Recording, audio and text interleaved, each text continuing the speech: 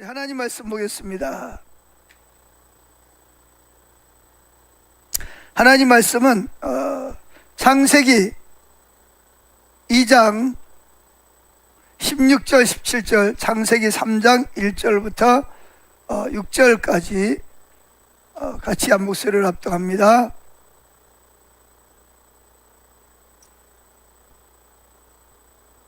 창세기 2장 16절 17절 다 같이 읽습니다.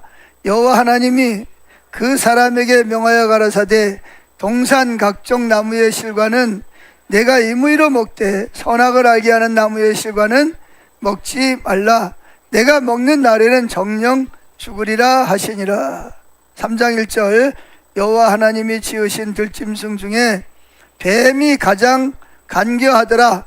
여자가 물어 가로되 하나님이 참으로 너희들어 동산 모든 나무의 실과를 먹지 말라 하시더냐.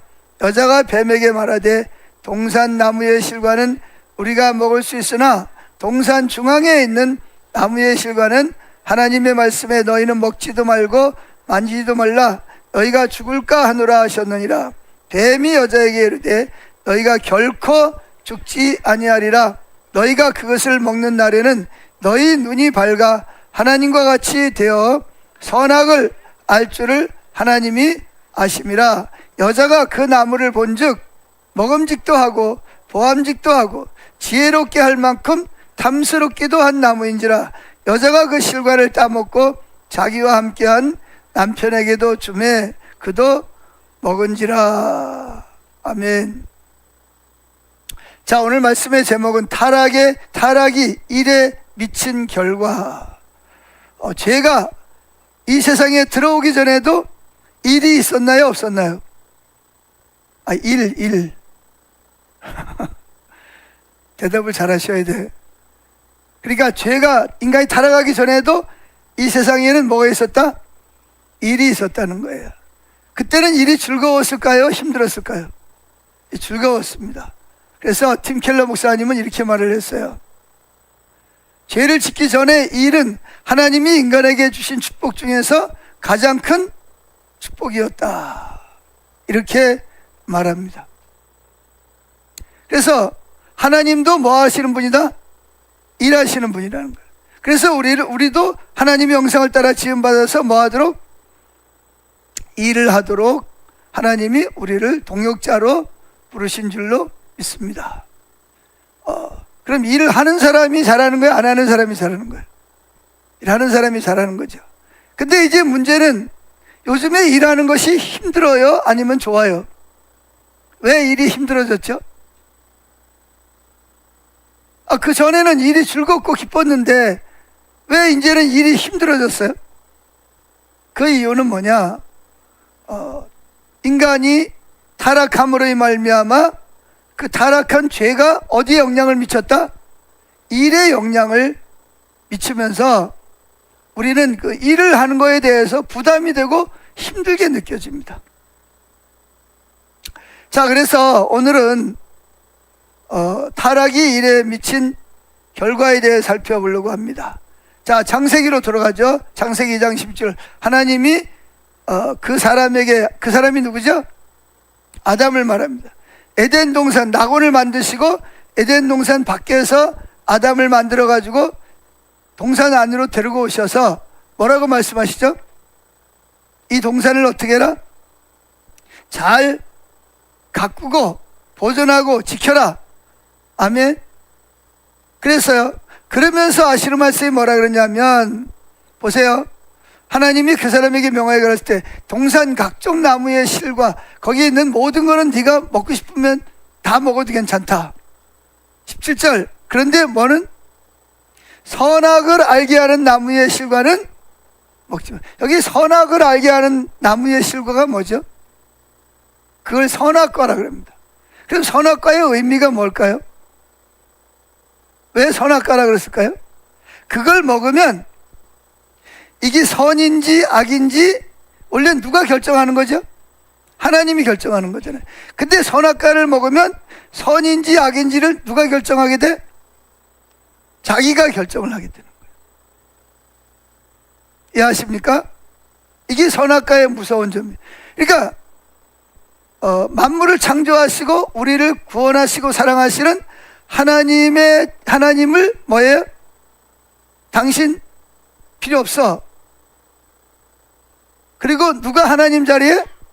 내가 하나님이 될 거야. 그리고 내가 선인지 악인지 누가 판단하고 결정할 거야? 당신이 판단하지 마. 누가 할 거야? 내가 할 거니까. 이게 바로 선악을 알게 하는 나무의 열매라는 거예요. 아멘. 자, 그래서 그걸 먹는 날에는 내가 정녕 뭐하리라? 죽으리라. 죽는다는 말의 의미가 뭐냐? 죽는다는 말의 의미는 첫째, 하나님과의 관계가 분리된다는 거예요. 인간은 원래 하나님의 사랑을 받고 하나님을 사랑하는 친밀한 관계 속에서 우리는 행복하고 기쁘고 즐겁게 살아가는 거예요. 그런데 죽는다는 말은 하나님으로부터 뭐가 된다? 분리가 된다는 거예요. 왜? 하나님을 필요 없다고 쫓아냈으니까. 내가 그리고 하나님이 돼버리니까 하나님과 관계가 원수가 돼버리는 거죠. 그리고 두 번째는 뭐죠? 실제로 인간은 태어나면서부터 뭐 하기 위해서 살아가는 거예요? 살기 위해 사는 게 아니라 죽기 위해서 태어나는, 죽음이라는 목적을 향해서 달려가는 거야. 그래서 아기들은 태어나면서부터 뭐 하죠? 울어야 돼. 세상에 태어난 거 힘들어. 그래서 안 울면 뭐예요? 때려서라도 울려야 돼. 그 왜 그러냐? 이 세상에 태어난 것 자체가 고통이고 힘든 거예요. 왜? 살기 위해서 사는 게 아니라 뭐 하기 위해서 사니까 죽음이라는 목적지를 향해서 가는 거예요. 그래서 뭐예요? 가다 보면 사고도 당하고 병도 생기고 또 뭐 늙고 그러면서 어떻게 돼요? 결국은 영과 육이 분리가 되는 거예요. 영은 하나님의 형상을 닮았기 때문에 죽을 수가 없어요. 근데 육신은 어떻게 돼요? 영과 육이 분리가 돼서 육신은 땅에 흙으로 돌아가는 거예요. 영은 어디로 가죠? 하나님 앞에 가서 심판을 받습니다. 그래서 죄가 없는 사람은 어디로? 천국으로. 죄가 있는 사람은 지옥이라고 하는 하루 24시간 1년 360일 꺼지지 않는 지옥불에 들어가. 거기는 죽지도 않아. 구더기도 안 죽어. 뭐만 당하죠? 영원히 고통만 당해. 이 세상의 교도소는 뭐하죠? 들어가면 때가 되면 뭐예요? 나오잖아요. 근데 거기는 출소가 없어. 한번 들어가면 언제까지? 영원토록 그 불구덩이 속에서 고통을 당하게 돼. 이걸 뭐라 그런다? 죽음이라 그래. 죽음.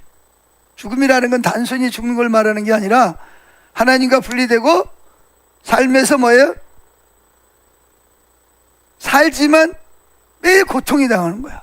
일하기 싫어도 해야 되고 먹기 싫어도 먹어야 되고 병들고 사고당하고 서로 전쟁하고 죽이고 미워하고 그러다가 결국은 죽어. 죽은 다음에는 영과 육이 분리돼서 영원한 지옥에 들어가서 뭐예요? 거기서 영원히 고통을 당한단 말이죠. 그리고 육신도 때가 되면 부활을 해서 어디로 가요? 지옥에 있는 영과 함께 지옥에 들어가서 구더기도 거긴 죽지도 않아. 쉬는 시간도 없이 영원히 고통을 당해야 되는 것이. 그래서 주님이 뭐해라? 정령 이걸 먹는 날에는 내가 뭐하리라? 죽을 거니까 뭐하지 마라? 제발 먹지 말아라.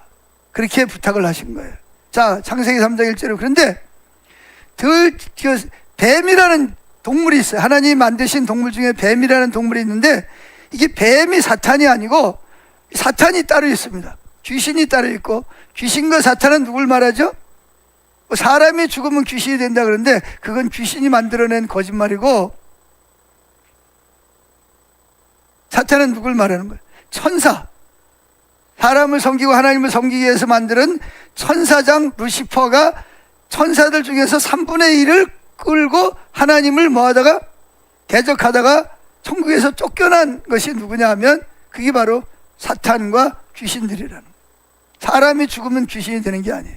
사람은 죽으면 일단 하나님 앞에 가서 심판을 받게 되어 있어요.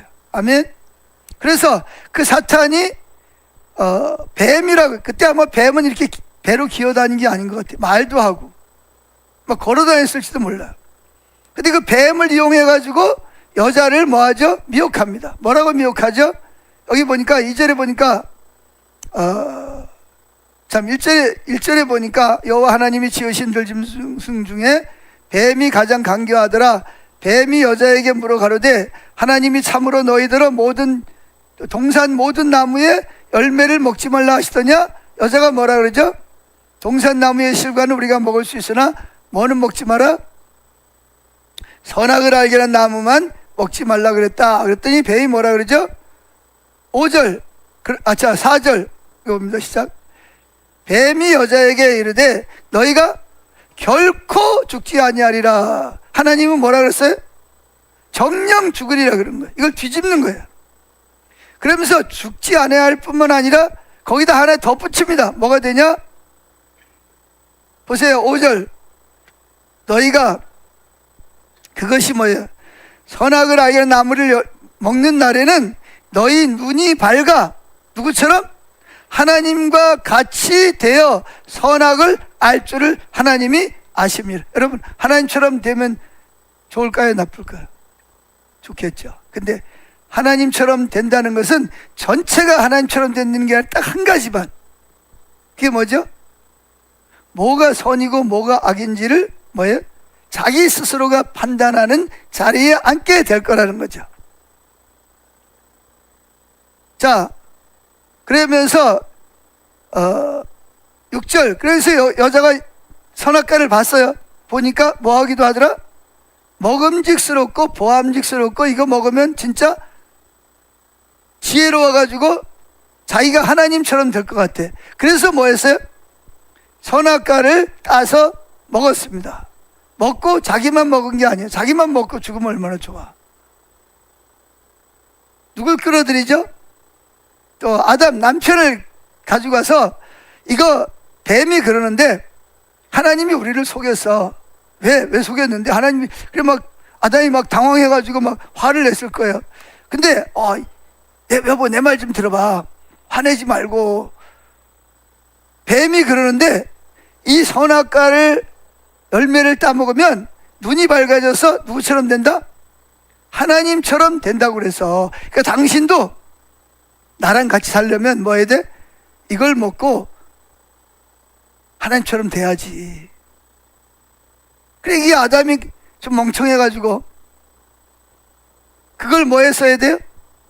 야단을 치고 거절을 하고 그 부인을 데리고 하나님 앞에 가서 해결을 시켜야 되는데 뭐 했어요?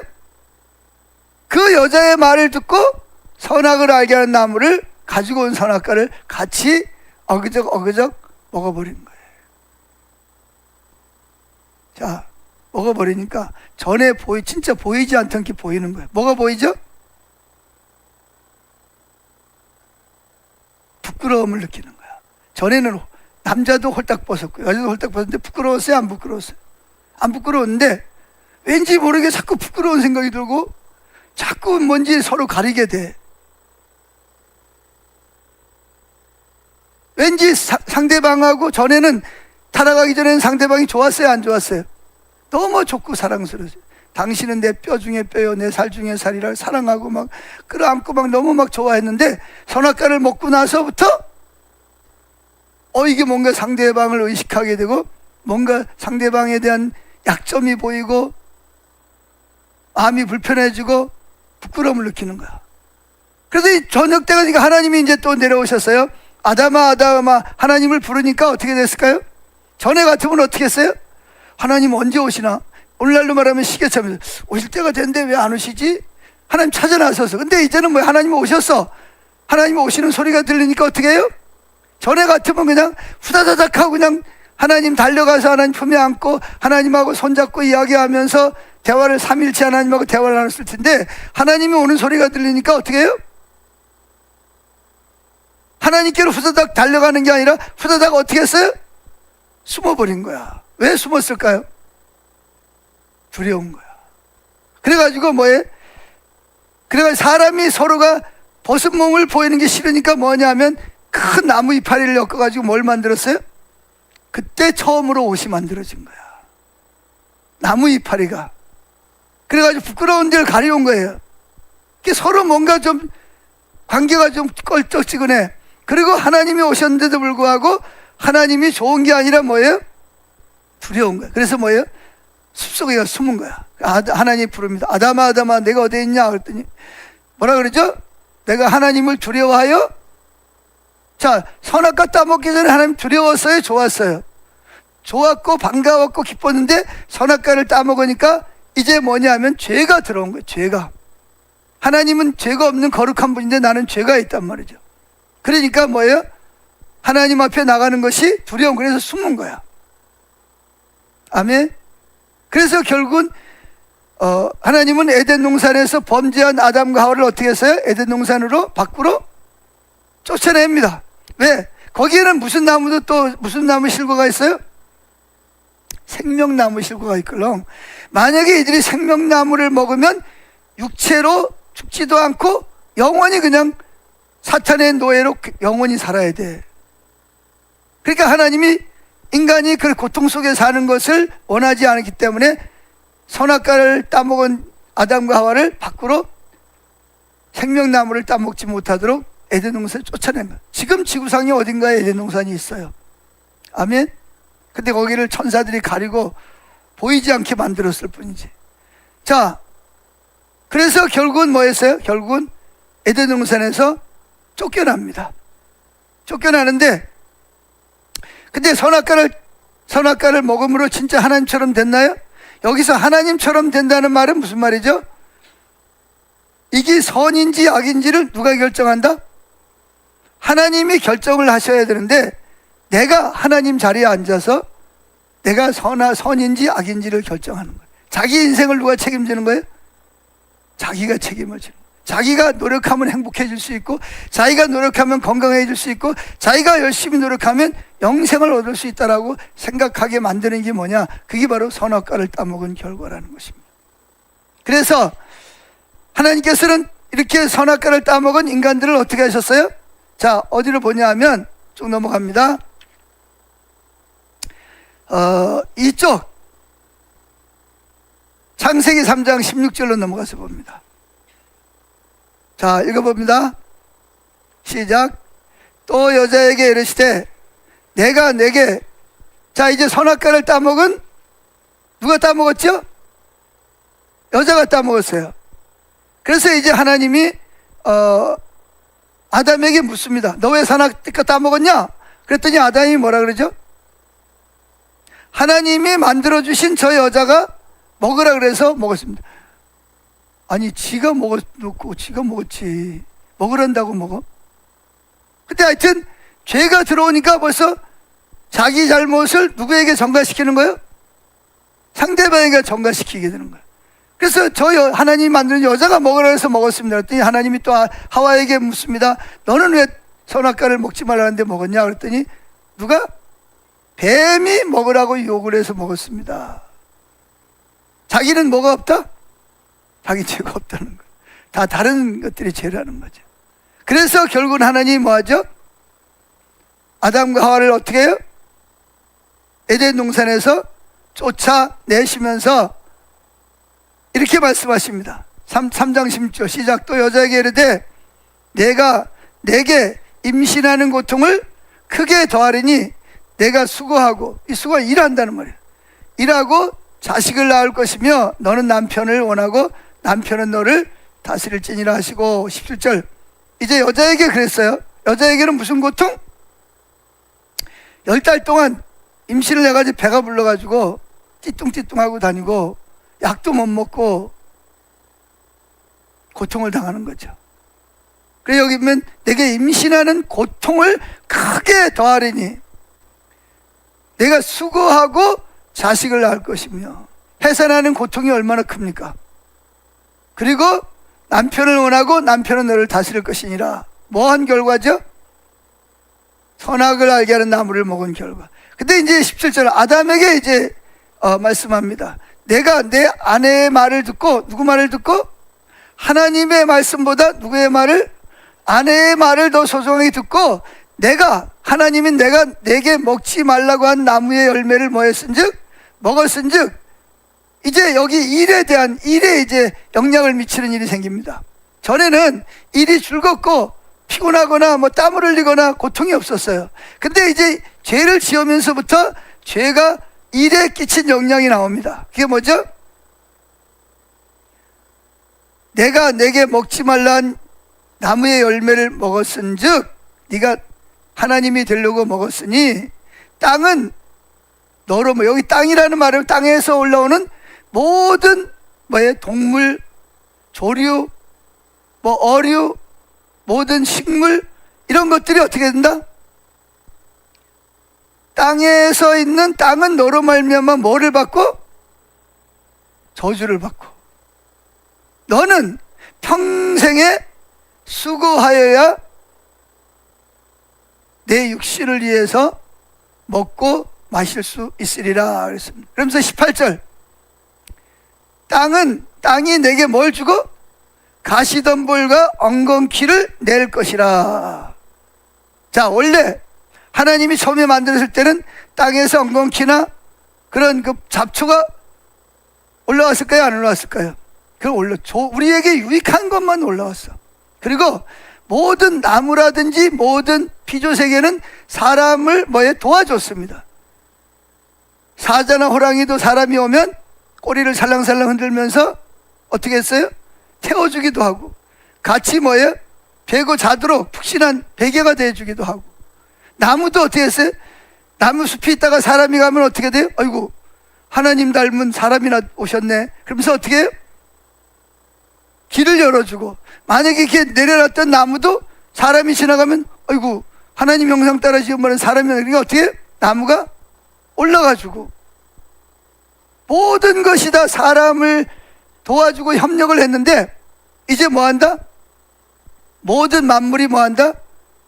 저주를 받아서 너 때문에 저주를 받아가지고 가시덤불이 나고 엉겅퀴가 나올 것이고, 내가 먹을 것은 밭의 채소인즉 내가 흙으로 돌아갈 때까지, 이게 문제거든요. 흙으로 돌아갈 때까지 뭐 하리라? 흙으로 돌아간다는 말은 무슨 말이에요? 죽는다는 거잖아요. 그때까지 얼굴에 뭐예요? 땀을 흘려야 먹을 것을 먹고 살려면 뭐 해야 된다? 일을 하되 그 일이 뭐예요? 힘들다는 거예요. 일이 기쁘고 즐거운 게 아니라 일을 하되 뭐예요? 땀이라고 하는 것은 꼭 땀을 말하는 것이 아니라 일로 인한 우리에게 주는 뭘 말하는 거예요? 고통을 말하는 거예요. 이 추운데도 뭐 해야 돼? 밖에서 땅을 파야 되고, 기계를 만져야 되고, 차가 고장나면 고쳐야 되고, 이 추운데도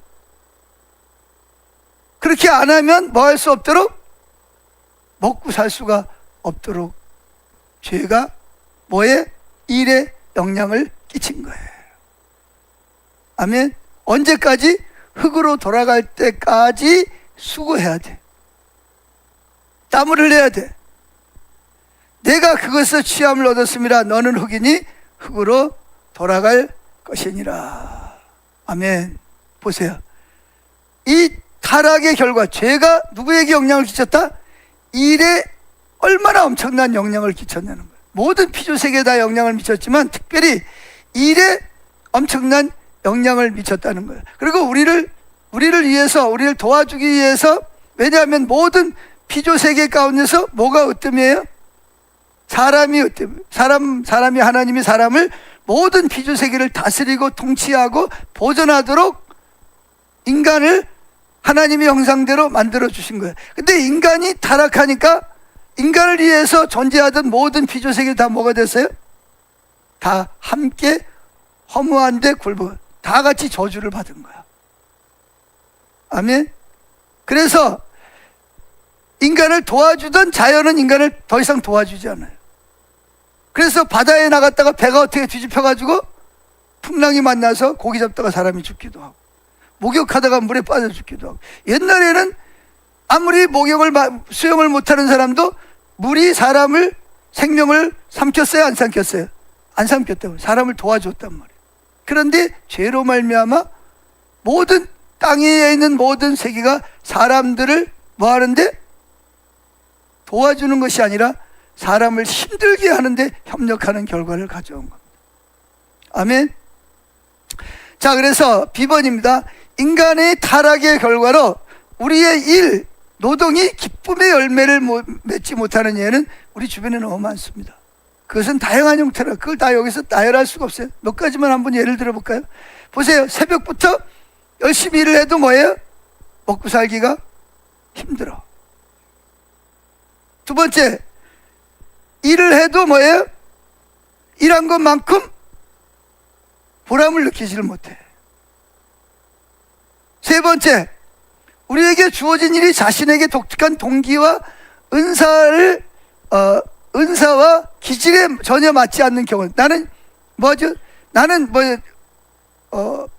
예를 들면 컴퓨터를 만지는 걸 좋아하는데 아무도 나에게 컴퓨터 일을 맡기지 않고 무슨 일을 맡겨? 그러다 보니까 먹고 살기 위해서 하기 싫은 일도 해야 돼. 이게 왜 그러냐? 죄가 인간에게 일에 끼친 영향이라는 것입니다. 그런가 하면 일을 하고 싶어도 뭐예요? 일자리가 없어. 좋은 일자리는 다른 사람이 다 가져가 버리고 나한테 돌아오는 거는 하기 싫은 거. 그런 일만. 그래서 여러분, 우리나라에 제가 며칠 전에 국민일보 신문에 난 내용을 보니까 우리나라의 현재 젊은 사람들 중에서 일을 안 하는 젊은이들이 52만 명이랍니다. 몇만 명? 52만 명이 젊은이들이 일을 안 하고 있다는 거예요. 그래서 그들이 나가서 일을 하면서 벌어야 될 수익의 수십조 원이 매년 사라져 버린다고 그러는 겁니다. 그러니까 일 안 하는 사람은 또 얼마나 힘들겠어. 눈치 봐야 되고 일을 해야 되는데 마땅한 일은 없고 참 너무 힘든 거죠. 자, 젊은이들만이 그래. 나이 먹은 사람들도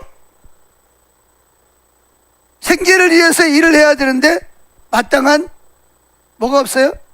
일자리가 없고, 또 일이 있어도 내가 감당할 수 없는 또 일자리들이 있고. 그러니까 이게 타락으로 인해서 이 죄의 결과가 우리 일에 엄청난 많은 영향을 끼쳤다는 거예요. 그리고 인간은 뭘 파괴하죠? 하나님 신 자연을 파괴함으로 인해서 자연이 또 우리에게 뭘 줘요? 되돌려줘. 우리에게 해를 끼치는 결과가. 그리고 그 결과는 날로 더 심각해지고 있다는 것입니다. 자, 그래서 인류의 타락이 일에 끼친 부정적인 결과를 두 가지로 오늘 말씀드리려고 하는데, 첫째, 일이 탐욕의 수단으로 되었다. 탐욕의 수단. 두 번째, 일 자체가 우상이 된 것, 즉 일이 곧 자기 자신을 정의하는 것으로 타락해버렸다라고 하는 것입니다. 자, 이 인류의 타락이 일에 미친 그 심각한 결과 중에 하나가 뭐냐면, 노동이 탐욕의 수단으로 변질되어 버렸다는 것입니다. 여러분, 이게 무슨 이야기냐? 지난주에 말씀드린 거 생각나요? 우리는 왜 일을 해야 된다고요? 첫째, 누굴 위해서 일을 해야 된다? 하나님을 기쁘시게, 하나님을 사랑하고 하나님을 기쁘시게 하기 위해서 일해야 되고, 두 번째는 이웃의 유익을 위해서 일해야 된다. 그럼 나는 어떻게 사냐? 내가 그렇게 하나님과 이웃을 위해서 일하면 하나님이 내 생계를 책임질 쓰고 일하신다. 할렐루야. 그런데 타락하면서부터 사람들이 일을 하는 이유가 뭐죠? 하나님을 사랑하고 하나님 기쁘시게 하고 이웃의 유익을 위해서 하는 게 아니라 뭘 위해서?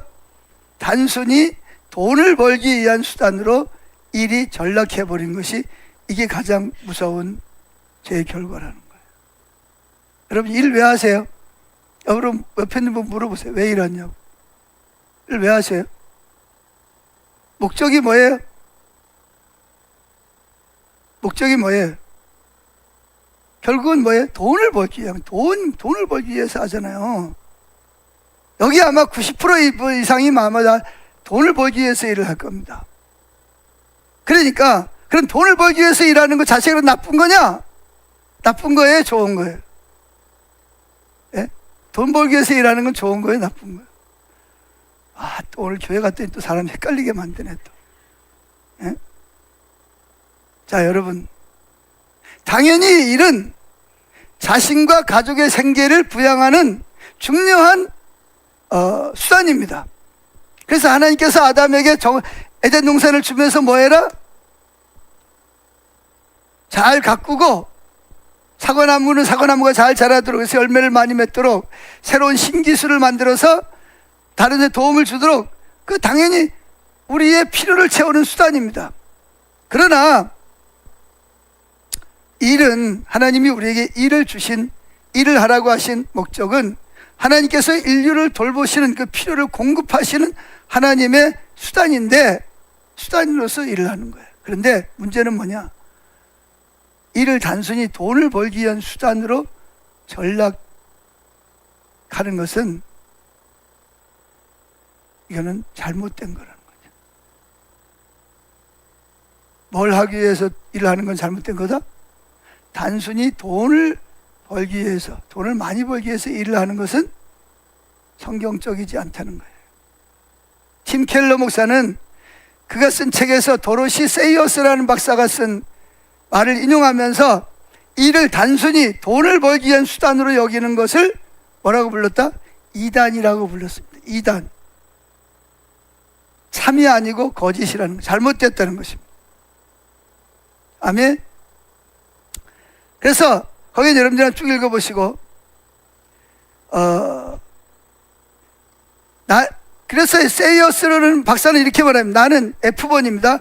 나는 하나님의 창조적 에너지와 하나님의 형상으로 지음받은 인간에 관한 결의와 매우 밀접한 연관된 일에 관한 기독교 결의가 있다고 믿는다. 오늘날 일을 경제적 유익을 위한 고용과 동일시하는 경향이 있다. 즉 돈을 벌기 위해서 하는, 나는 그것이 본질적인 뭐라고 주장한다? 이단이라고 주장한다.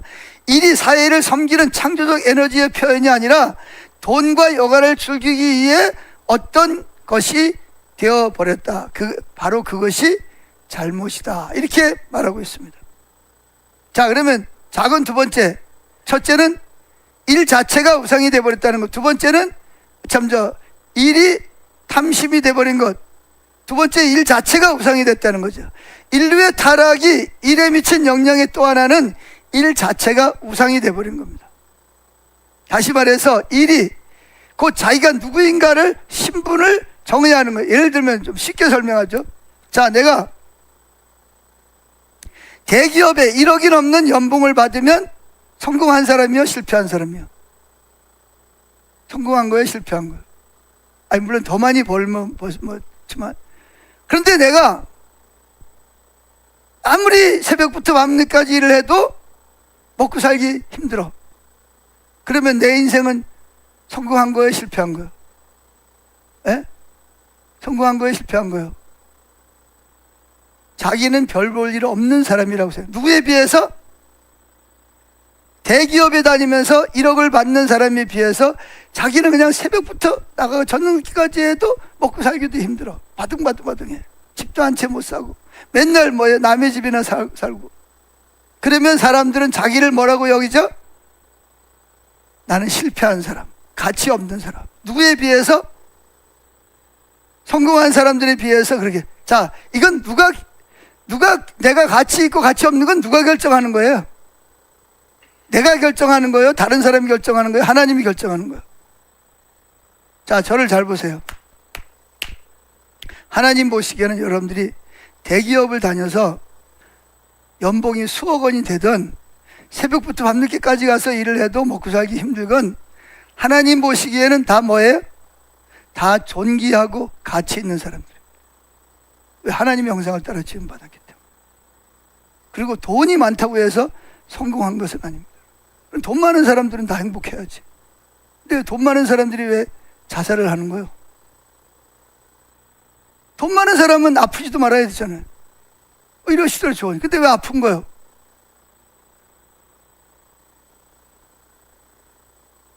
그러니까 누가 성공했냐를 누가 판단하는 거예요?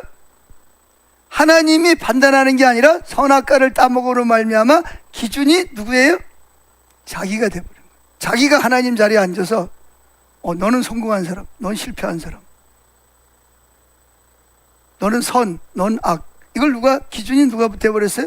하나님이 아니라 자기가 하나님 자리에 앉아서 자기가 하나님 노릇하고 앉는 거예요. 그러니까 내가 원하는 직장에서 돈을 많이 벌으면 내가 내 정체성이 꽤 괜찮은 사람이야. 어디 가도 이렇게 딱 어디 뭐 하는 사람이세요? 딱 내밀어 그러고 그러세요. 또 내가 만약에 별 볼 일 없는 사람이면 어디 가도 무시를 당해. 이게 사회적인 관념. 이게 왜 그러죠? 인간이 타락하면서 사람들을 평가할 때 뭘 가지고 평가하는 거예요? 그 사람의 직업이 뭐냐, 재산이 얼마나 되냐, 얼마나 많이 배웠냐, 그걸 가지고 잣대를 들여대고 평가를 하는 거예요. 자기 스스로도 마찬가지고. 그것이 뭐로부터 온 결과다? 타락한 결과가 일에 영향을 끼친다는 거예요. 그때 여러분 아세요? 하나님 보시기에는 여러분들이 100억을 버는 사람이나 한 달에 50만 원을 버는 사람이나 똑같이 하나님 보시기에는 가치 있고 소중하고 사랑스럽습니다. 아멘. 그런데 제가 지금 하는 얘기가 뭐냐? 왜 대기업에 들어가려고 발버둥을 치고 어릴 때부터 과외를 하고 공부를 하고 노력을 하느냐? 그걸 공부를 많이 해가지고 뭐예요? 하나님을 기쁘게 하고 사회를 유익하게 하기 위해서가 아니라 오직 뭐를 위해서? 돈을 벌기 위해서. 이게 바로 우상숭배라는 거예요. 내가 어떤 직장에 다니냐에 따라서 내가 나 자신을 정의하는, 신분을 결정하는 결과를 가져온 것은, 이것은 지극히 타락한 결과입니다. 아멘. 내가 나이가 많든 일을 하든 못하든 지금 열심히 일을 해서 좋은 직장에 다니건 저와 여러분은 똑같이 하나님 앞에서 소중하고 가치 있는 사람이라는 인식을 가지고 살아야 되는 것이 우리가 가져야 될 자기 정체성입니다. 아멘. 그런데 다른 사람도 나를 그렇게 인정 안 해주고 사회도 나를 그렇게 인정을 안 해주는 이유가 뭐냐? 그러니까 어떤 일을 하느냐에 따라서, 어떤 직장에 따라, 직업이 뭐냐에 따라서 뭐예요? 성공한 사람, 실패한 사람으로 나누게 되는, 그러니까 일이 뭐가 돼버렸어요? 우상이 돼버렸다는 거예요. 일이 우상이 돼버렸다는 거예요.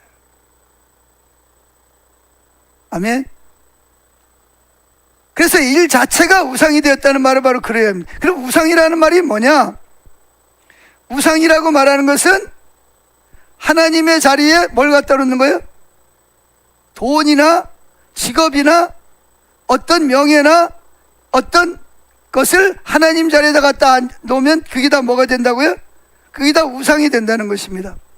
그래서 하나님은 이스라엘 백성들을 구원해 놓고 그들에게 10가지 계명을 주십니다. 그걸 뭐라 그러죠? 10계명이에요. 10가지 계명. 그 중에 첫 번째, 두 번째가 뭐죠? 우상을 숭배하지 말고, 우상을 만들고 거기 절하지 말라고 말씀하시는 겁니다. 아멘. 즉 우상이라는 게 뭐냐? 우상이라는 것은 우리가 믿는 하나님보다, 즉 하나님 그분보다 의미를 더 두고 사랑하고 섬기고 예배하는 것을 말하는 것입니다. 자, 그러면 10계명을 두 가지로 한번 요약을 해봅시다. 1계명부터 4계명까지는 누굴 사랑하라? 하나님을 사랑하라. 하나님이 우리를 사랑하셨으니까 5계명부터 10계명까지는 이웃을 내 몸과 같이 사랑하라고 하나님은 명령하고 있는 것입니다. 아멘. 자, 그러면 하나님을 사랑하는 사람은 일을 해야 되는 목적이 뭐가 된다고요?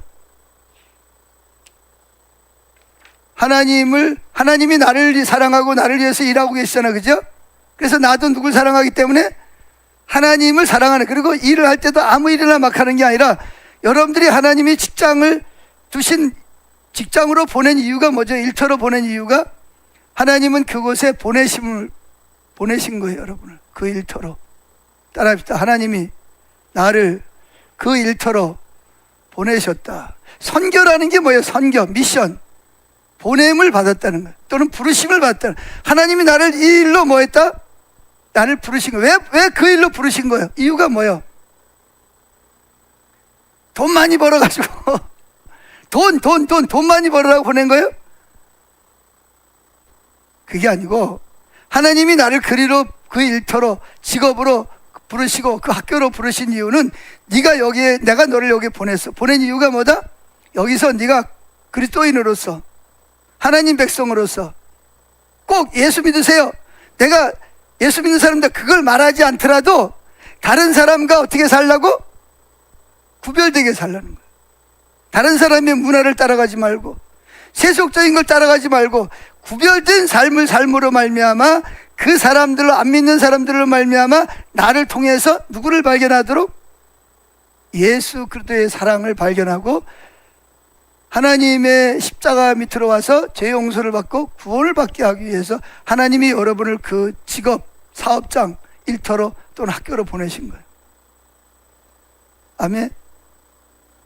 이해가 됩니까? 거기 가가지고 그 회사에 들어가서 돈 많이 벌어가지고, 그게 아니고 첫째는 뭐 해라? 일터 사역이라 그래. 그걸.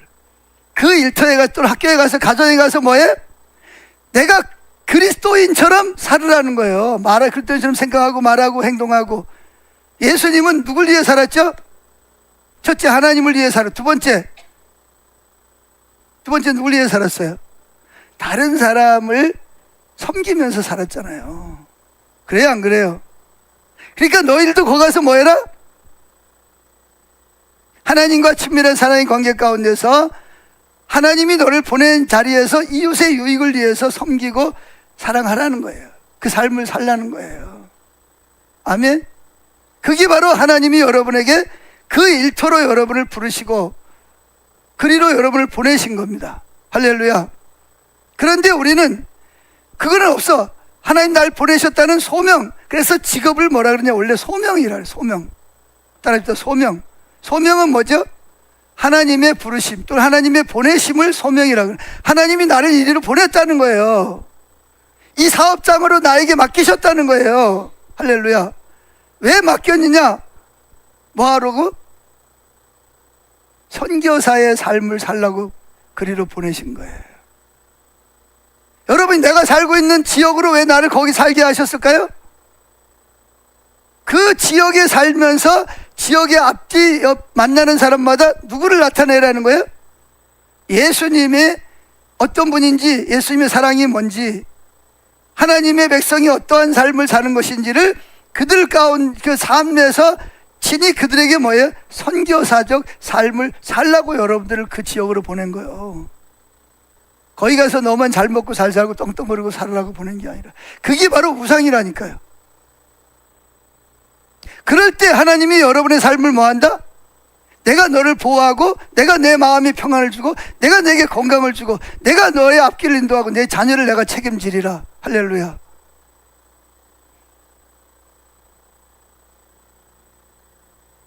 그런데 우리를 사랑하시고 우리를 위해 죽으신 그분을 사랑하고 그분을 기뻐하는 대신 하나님 다른 것들을 하나님의 자리에다가 놓는 것을 뭐라 그런다? 우상숭배라는 거예요. 그래서 우상숭배는 한마디로 말하면 창조주 하나님만이 할 수 있는 통치권, 왕권, 주권, 그리고 우리에게 안정과 평안과 인생의 의미와 목적과 존재감, 아름다움, 그것을 하나님만이 줄 수 있는 것을 하나님이 아닌 다른 것에게서 얻기 위해서 다른 것을 믿고 의지하는 것을 바로 뭐라 그런다? 우상숭배라고 하는 것입니다. 아멘. 우상은 근본적으로 어디냐? 우리 마음에 있습니다. 겉으로 드러나는 것은 마음에 있는 우상이 뭘로 드러나는? 행동으로, 말로, 또 실제 어떤 우상을 만드는 거예요. 그거는 2차, 3차고 가장 먼저 우상은 어디에 있다? 우리 마음에 있습니다. 따라합시다. 우상은 내 마음에 있다. 자, 어디냐? 에스겔 14장 3절 시작. 사람의 아들아, 이들이 그 마음의 우상을, 어디의 우상을? 마음의 우상을 섬기고 죄악의 장애물을 그 앞에 두었는데 이들이 묻는 것을 내가 용납해야 되겠느냐? 그러냐. 자, 예를 들면 이거예요. 이사야 3장에 보면 유다라는 나라가 있는데 아수르라는 나라가 쳐들어왔어. 근데 아수르라는 나라는 너무 강대국이야. 무기도 좋고 군사도 많고 훈련도 잘 됐어. 그래가지고 이미 그 주변에 있는 나라를 다 전쟁에서 승리하고 포로로 잡아갔어. 이제 누구만 남았어? 유다만 남아요. 유다는 바람 앞에 촛불이야. 큰일 났어 이제. 그러니까 이 유다 나라의 왕과 대신들과 종교인들이 모여서 뭐하죠? 어떻게 하면 이걸 해결할 수 있다? 그 당연한 거 아니고, 그죠? 어떻게 하면 이거 해결할 수 있냐? 고민합니다. 그러다가 어떤 결론을 내리냐? 아수르보다 더 강대한 나라가 있어. 어디죠? 애굽이라는 나라가 있어. 그 애굽으로 사신을 보내가지고 애굽이 큰 나라가 와서 우리를 대신 아수르를 물리쳐 달라고 부탁을 하자. 그래가지고 뭐 예물을 많이 가지고 조건을 달아가지고 애굽으로 사신을 보냅니다. 그랬더니 하나님이 이사야를 부릅니다. 야 이사야, 예 하나님, 지금 저들이 뭐 하고 있다? 우상을 숭배하고 있다. 그 우상이라는 게 뭐죠? 이스라엘을 태어나게 만드신 분이 누구예요? 지금까지 이스라엘을 보존하고 지켜준 분이 누구예요? 하나님이십니다. 근데 누구를 거절하고 하나님께 물어보지도 않고 하나님 뜻을 찾지도 않고 자기들 스스로 누굴 찾아서 자기를 도와줄 만한 애굽으로 사신을 내려보냅니다. 이게 안 믿는 사람들 입장에서 보면 아주 잘하는 거예요. 아주 정치를 잘하는. 근데 하나님 뭐라 그러죠? 너희가 내게 묻지 않고 나를 의지하지 않고 누굴 의지했다? 애굽 강대국을 의지했으니 강대국이 너희들을 뭐하지 못할 거다? 도와주지 못할 것이고 오히려 너희를 더 부끄럽게 하리라 말씀을 합니다. 자 보세요. 우상이 뭔지를 잘 기억해야 됩니다.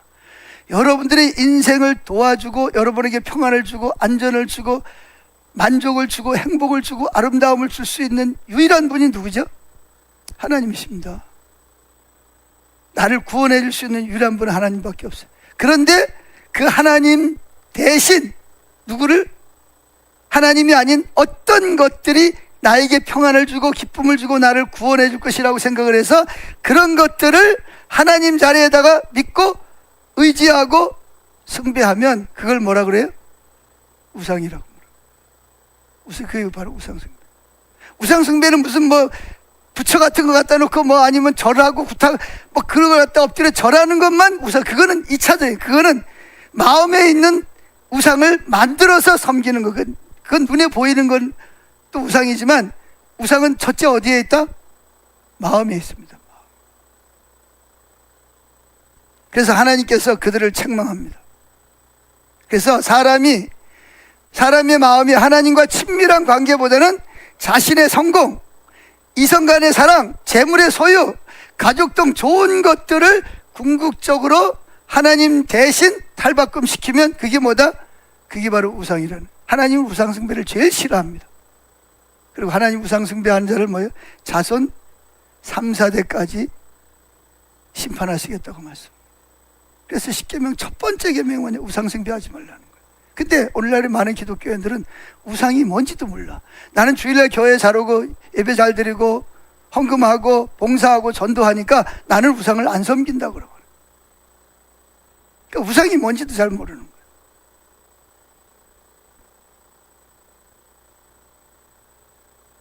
여러분, 이 우상은 마음에 있어요.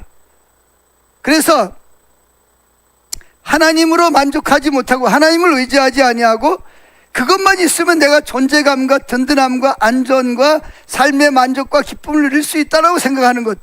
예를 들면 돈 자체는 우상이 아니지만 돈을 하나님처럼 자기 만족과 기쁨을 주는 자리에 놓으면 돈이 뭐가 된다?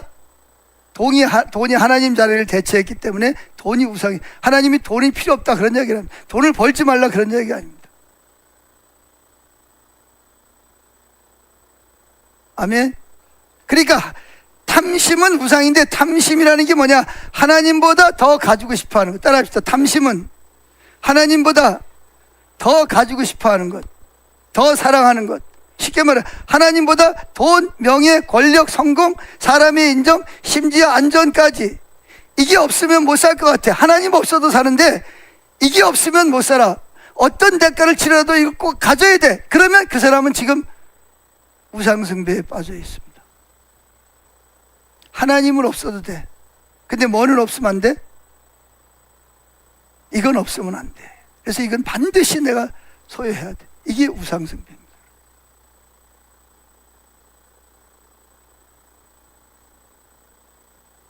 그래서 탐심이 우상숭배입니다. 탐심.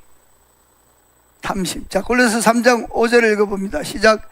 그러므로 땅에 있는 지체를 죽이라. 곧 음란과 부정과 사욕과 악한 정욕과 탐심이니 탐심은 우상숭배니라. 그래, 이 마틴 루터가 우상에 대해서 이렇게 말하고 있습니다. 단 한 분 하나님만이 주실 수 있는 것을 피조물 가운데 있는 그 무엇인가가 혹은 누군가가 제공할 수 있다고 믿고 바라는 행위를 우상숭배라고 정해야 합니다. 다시 읽어볼까요? 단 한 분 하나님만이 주실 수 있는 것을 피조물 가운데 있는 그 무엇인가가 혹은 누군가가 제공할 수 있다고 믿고 바라는 행위를 뭐라고요? 우상숭배를. 예를 들어 설명해 볼게요. 안 믿는 사람들도 뭐라 그래요? 각자 자신의 삶을 뒷받침해 줄 수 있는 어떤 이데올로기나 능력을 신뢰하는데 그것이 곧 그 사람의 신이다, 이렇게 설명하고 있습니다. 그러니까 인간은요, 둘 중에 하나입니다. 하나님을 주인으로 삼거나 아니면 하나님이 아닌 다른 어떤 것을 주인으로 삼거나, 둘 중에 하나입니다. 여러분은 누구를 주인으로 삼고 계세요? 여러분의 주인은 누구예요? 하나님이세요? 아니면 하나님이 아닌 다른 어떤 것이에요?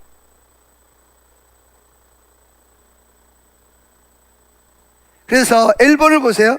팀 켈러는 우상의 주요한 특징 몇 가지를 언급을 하면서 우상은 대단한 강력한 침투력을 가지고 있다. 그래서 사도 바울이 아덴에 갔는데 우상이, 사람들 마음속에 우상이 가득한 걸 봅니다.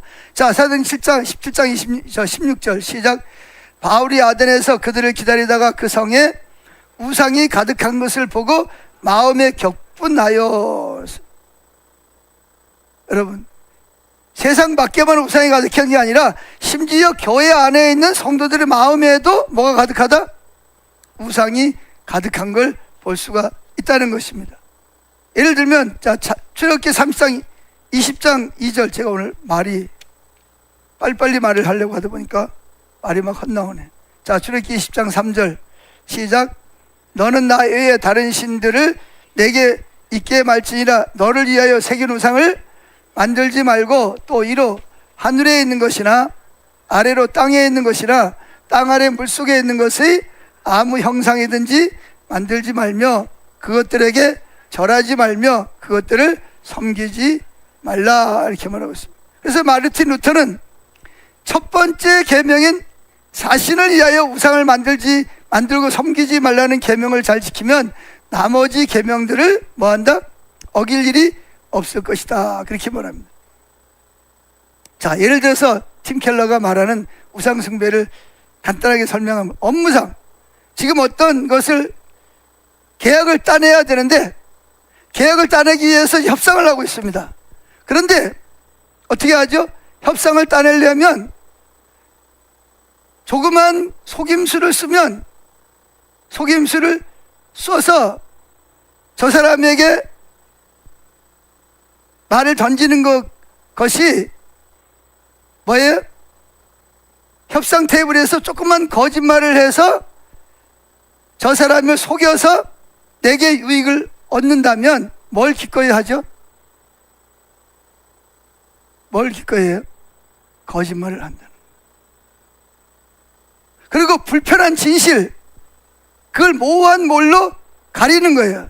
그러면 하나님께 순종하거나 마주한 이웃에게 어떤 유익을 주기보다는 자기 자신을 돈을 벌기 위한 뭐예요? 스스로 돈을 벌어서 성공한 사람이 되기 위한 결국은 그 속에 뭐가 있다? 거짓말, 단순히 거짓말이 죄가 아니라 거짓말보다 더 큰 죄가 뭐예요? 거짓말을 하는 그 밑에 깔려있는 우상숭배가 더 문제라는 거죠. 내가 그냥 어쩔 수 없이 거짓말을 하는 게 아니라 거짓말을 하면 뭐예요? 두 가지 문제가, 첫째 하나님 뜻에 불순종하는, 두 번째는 이웃에게 뭐를 줘요? 손해를 끼치잖아요. 이웃 사랑하는 것, 하나님 사랑하는 것도 아니고 이웃 사랑하는 것도 아니야. 그러면서 하나님도 안 사랑하고 이웃에게 손해를 끼치면서 누가 유익을 얻으려고? 내게 돈을 더 많이 가지고 오려는 그 거짓말 뒤에는 탐심이 있다. 탐심은 뭐다? 우선 그러니까 거짓말보다 더 큰 죄가 뭐예요? 거짓말을 하게 만드는 그 속에 감추인 탐심이 우상숭배라는 거예요.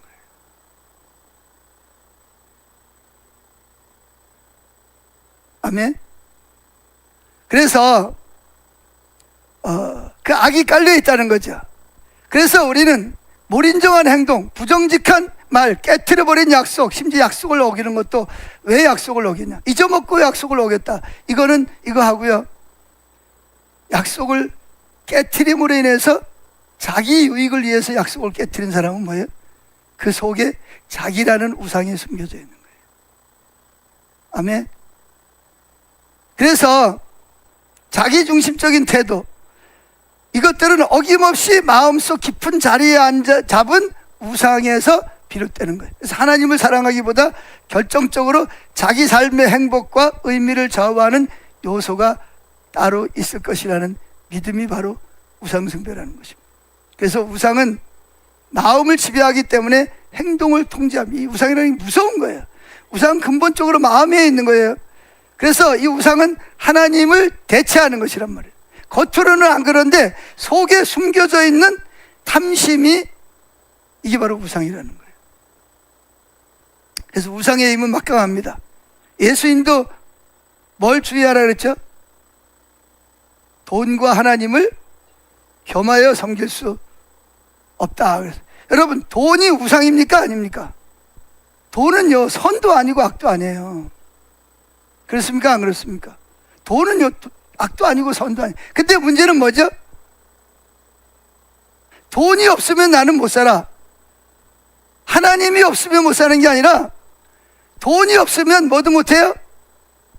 밥도 못 먹어, 쌀도 못 사, 뭐도 못해? 집도 못 얻어, 차도 못 사, 기름도 못 넣어. 그러니까 뭐가 있어야 돼? 돈이 필요해. 이게 정상적인 거예요? 비정상적인 거예요? 정상이죠. 사람들은 정상이라고 말해요.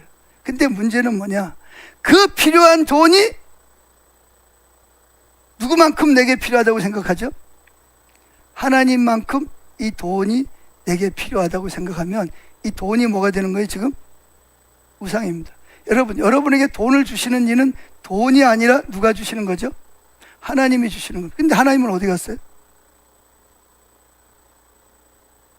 하나님은 어디 갔어요?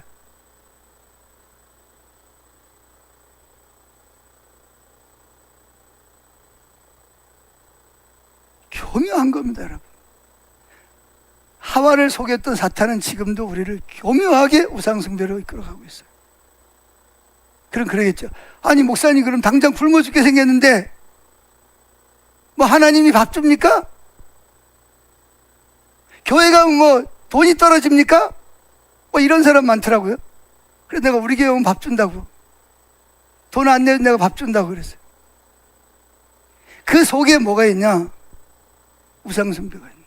하나님 누군지 모르니까. 근데 심지어는 안 믿는 사람은 그렇다 치고 예수 믿는 사람도 환경이 어렵고 돈이 필요하면은요, 돈을 주시는 하나님을 의지하는 것이 아니라 뭘 의지해요? 돈을 줄 수 있는 사람을 더 의지합니다. 그러면 그 사람이 하나님이 돼버리고, 그러면 그 사람은 우상숭배가 되는 거예요. 좀 헷갈리세요? 이해가 되세요? 이게 바로 그게 마음에 있어요, 우상숭배. 근데 여러분 아세요? 우상숭배를 하면 당장은 뭐가 되는 것 같지만 결국은 누구하고 관계가? 아담과 하와처럼 하나님과의 관계에서 점점 더 멀어지고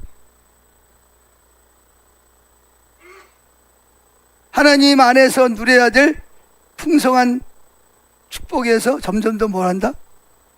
멀어지는 거예요. 하나님 관계가 점점 깨져. 근데 사람들은 반대로 생각을 해. 자기가 그렇게 하나님 의지하는 것보다 나를 도와줄 수 있는 사람을 더 의지해.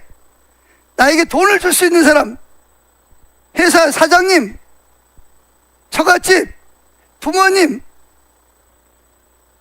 당연히 부모님 공경해야 되지만 왜 부모님을 공경하죠? 부모님이 내 생명줄을 쥐고 있다고 생각하니까. 하나님이 내 생명줄을 쥐고 있는 게 아니라. 그러기 때문에, 그러면 여러분들은 지금 어디에 빠져 있는 거다? 우상을 숭배하고 있습니다. 근데 본인은 그게 우상이라는 사실을 잘 몰라요.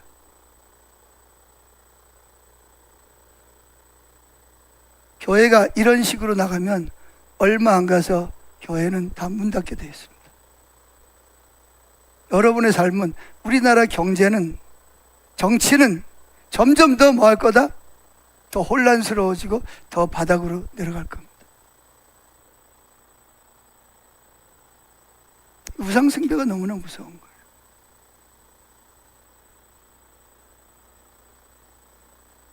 이런 것들이, 이런 우상숭배가 세상에서는 오히려 우상숭배를 하는 사람들이 지혜로운 사람처럼 보이는 거야.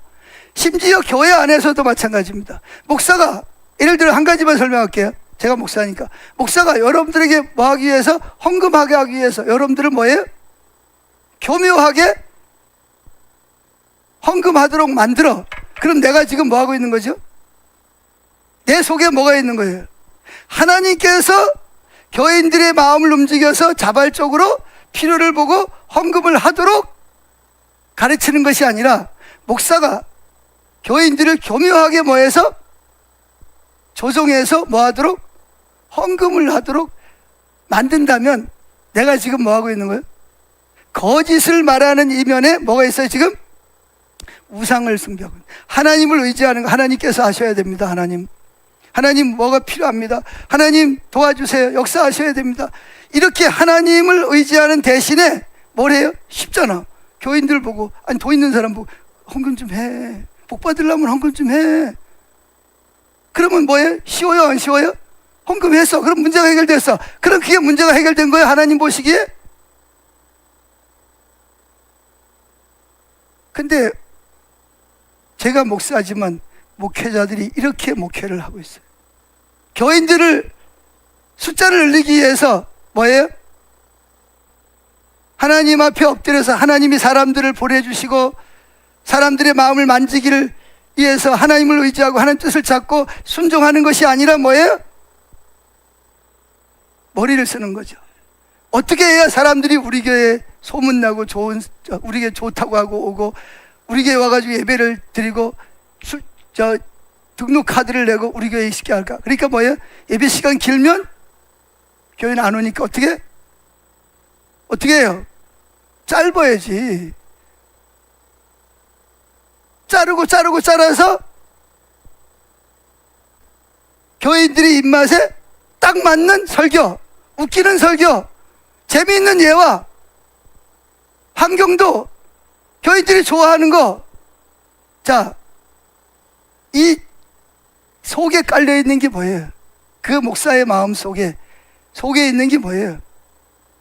지금 하나님을 의지하는 거예요? 아니면 자기 방법으로 교인들의, 사람의 마음을 움직여서 교회를 성장시키려고 그러는 거예요? 대답 좀 해봐요. 제가 어떤 목회를 하기를 원하세요? 예? 누구는 없어요? 하나님 자리에 교회 성장이라는 것이 있고, 하나님 자리에 헌금이 있고. 왜? 그래야 내가 이름이 높아지고, 내가 좀 더 많은 월급을 받고, 내가 좀 더 편하게 살 수 있고, 내 이름이 높아지니까. 그렇다면 그 목사의 마음속에 지금 뭐가 가득한 거예요? 하나님 보시기에는 우상이 가득한 거예요. 이렇게 목회를 한다고 하면 당장은 뭐가 될지 모르지만 하나님은 그 교회에 임재해 계실 수 있어요? 없어요? 하나님은 결국은 떠날 수밖에 없어요. 너희들끼리 잘해, 나는 간다, 굿바이. 하나님 떠날 수밖에 없어요. 그런데 반대로 하나님, 하나님 어떻게 해요? 어떻게 하기를 원하세요? 하나님 이게 필요합니다. 하나님 영원히 구원받아야 되잖아요. 하나님 좀 도와주세요. 하나님 역사해 주세요. 그러면 누가 일하시죠? 하나님이 일하기 시작을 하십니다. 자, 제가 지금 뭐에 설명하고 있죠? 인간의 죄가 일에 뭐 하도록 끼친 영향이 뭔지를 그 중에서 뭐라고요? 일 자체가 우상이 되어버리는 거예요. 저도 지금 일하고 있잖아요. 저도 뭐 하고 있다고요? 제가 지금 일하고 있잖아요. 그래서 내가 지금 누굴 위해서 일하고 있어요? 여러분을 기쁘게 하기 위해서 설교 준비도 웃기고 재미있게 짧게. 그래 여러분은 좋겠죠. 그래가지고 우리 교회 어떤 사람들은 지난주에도 몇 주 전 두 부부가 왔는데 다 가더니 안 오잖아요. 소문은 뭐 좋다 그래서 갔더니 야 그 뭐 다른 데에서는 벌써 예배 끝났을 시간에 이제 설교 시작하네.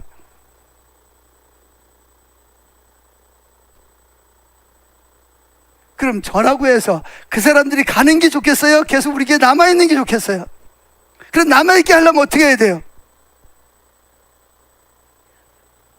그들이 원하는 거를 줘야 돼. 근데 문제는 그들이 원하는 걸 주는 게 문제가 아니라 내가 그들이 원하는 걸 주는 것이 하나님의 뜻이냐 아니냐가 더 중요하다는 거예요.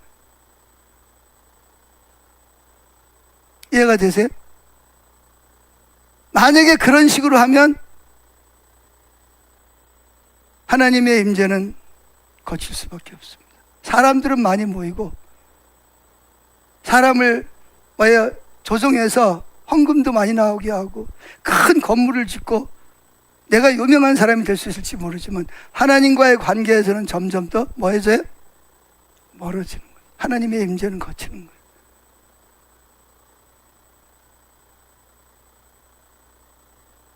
이거는 목사도 마찬가지고 여러분도 마찬가지예요. 똑같은 거예요. 여러분 저라고 해서 우리 교회 여기 한번 올라오면 묶음으로 찾아서 와야 되는데 그분들이 우리 교회에 머물기를 원하지 떠나기를 원하겠어요? 저도 인간인데. 그러나 그거보다 더 중요한 게 뭐예요? 하나님이 교회의 주인이래. 그분만이 교회를 통치하시고 다스릴 수 있는 유일한 분이라는 거예요. 나는 그분 밑에서 뭐하는 심부름으로서 청지기로서의 사역을 감당하는 거예요. 잘 되면 하나님이 하신 거고 만약에 안 돼도 뭐예요?